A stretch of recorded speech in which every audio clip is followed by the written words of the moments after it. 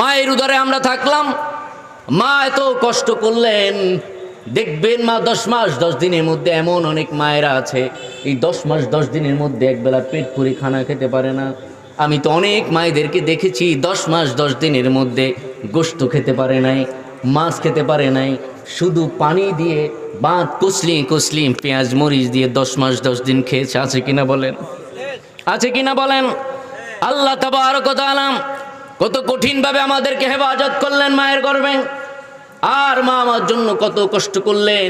এই 10 মাস 10 দিনের মধ্যে মা এমন অসংখ্য অগণিত রাত চলে গেছে, সারা রাত দাঁড়িয়ে দাঁড়িয়ে মা কাটিয়ে দিয়েছেন। ঠিক কিনা বলেন?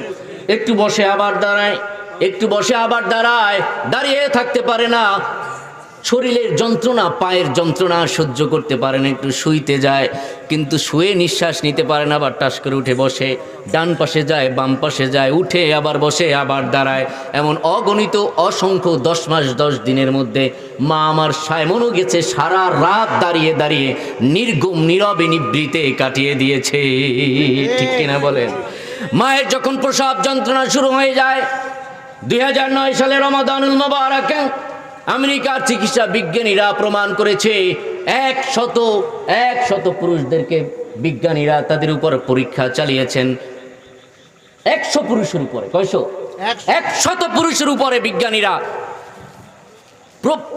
পরীক্ষা চালিয়েছেন যে সন্তান যখন ভূমিষ্ঠ হয়, মা তার কলিজার মধ্যে, পেটের মধ্যে, শরীরের মধ্যে এত ব্যথা অনুভব করে, এই ব্যথা 40 ডেল ব্যথা, 40 ডেল ডাক্তারি ভাষায় বলা হয়েছে, এই 40 ডেল থেকে 41 ডেল এই ব্যথার সমপরিমাণ একটা বিজ্ঞানীরা ক্যালকুলেট করে 100 পুরুষের উপরে ইলেকট্রিক শক দিয়েছে, ইলেকট্রিক পেটের মধ্যে ইলেকট্রিক শক দিয়েছে।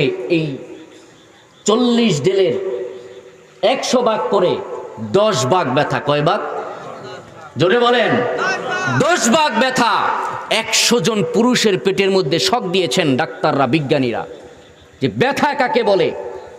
একজন গর্ভধারিণী মা, সন্তান ভূমিষ্ঠকারিণী মা, সন্তান ভূমিষ্ঠ করার সময় কত ব্যথা অনুভব করে, কত কষ্ট তার হয়, আধুনিক বিজ্ঞানী তা প্রমাণ করেছেন।